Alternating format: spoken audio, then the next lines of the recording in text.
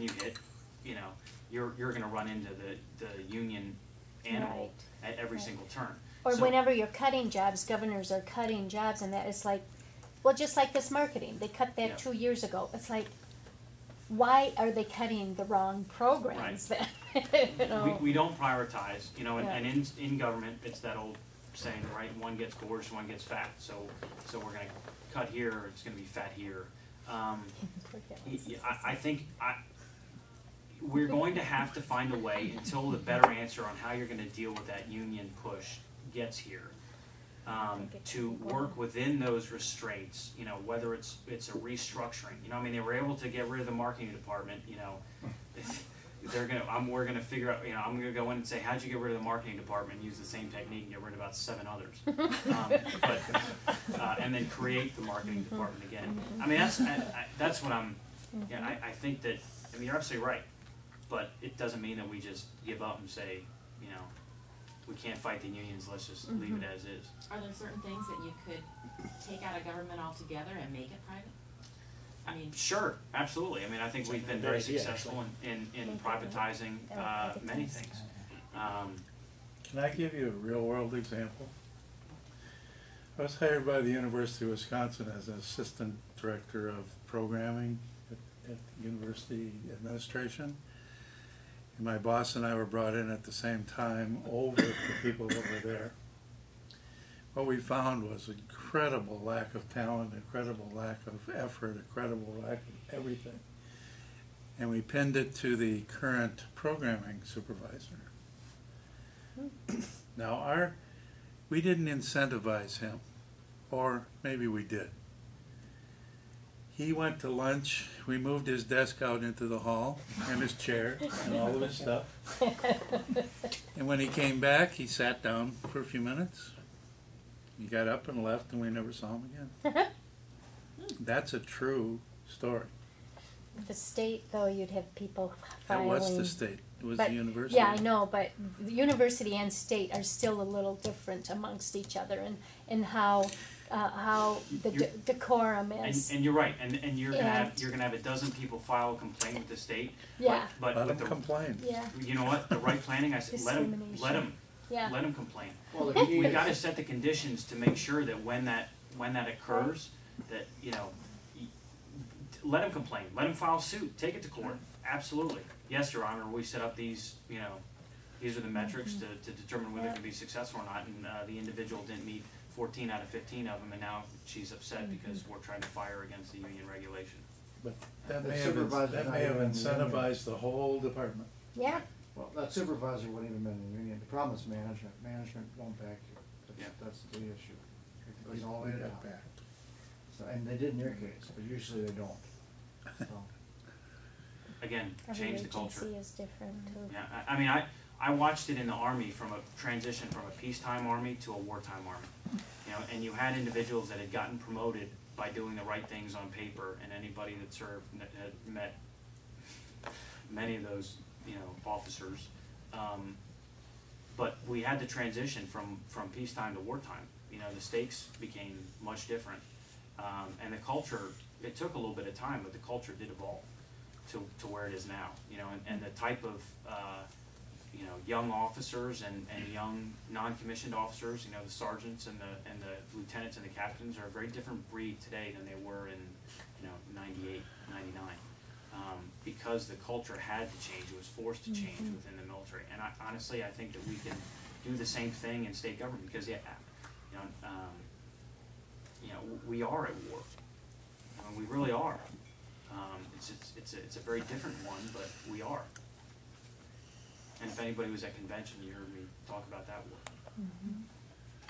war. Speaking of war, can we move to your homeland security ideas? I would be very curious to hear. I know that you are concerned about an event happening. I think many of us are concerned about what could potentially happen and whether or not there's a way for Wisconsin to rally in the event of something bad happening. I was taught, you know, those sayings in the Army, right? I'd rather have and not need than need and not have.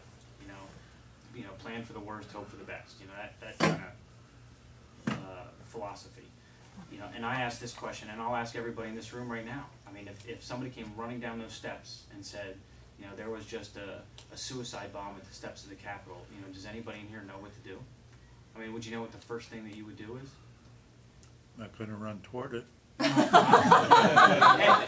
a good start, Bill. Turn on Fox News, I think is what you do. And I asked that question in a room full of individuals in Milwaukee, and they said, you know, and I kept pushing them.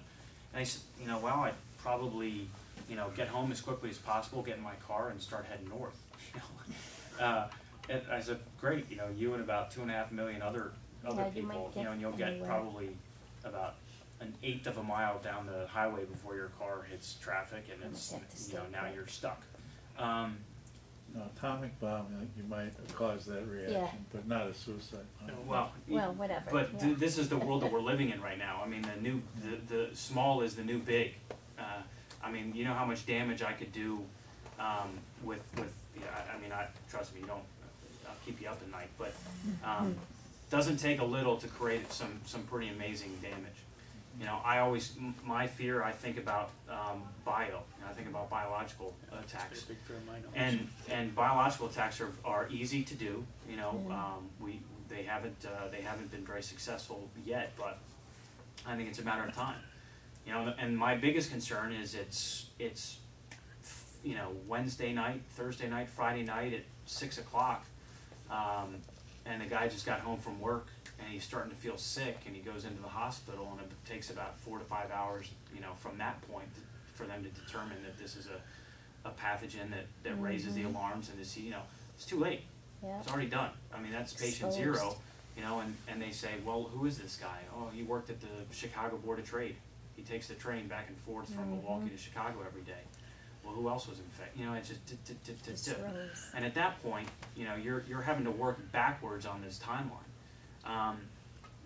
And so for me, in my mind, I try to generate what is the worst, you know, possible scenario, and then are the counties prepared, and then are the states prepared, you know, and this concept, and I think overall we've lost this ability to be self-reliant, you know, where many people that we see, you know, look to DC for the answers, you know, and people in Wisconsin are kind of screaming at Madison for the answers, you know, and you know, to be honest, most of the things that are really the relevant factors that hit us in our everyday life and our pocketbooks are happening at the lowest level of government. I mean, it's happening in the counties and below, right? I was at a county, we were at a Lincoln Day dinner at a county a couple months ago, and before we started, the sheriff said, I just want to thank everybody for coming tonight, who came last night for the fundraiser so I could buy the radios. You know, and me, that was, you know, I just grabbed him and said, wait a minute, you did what? You know, I mean, you held like a bake sale and sold brownies so you could buy the tactical radios that your officers needed in their cars.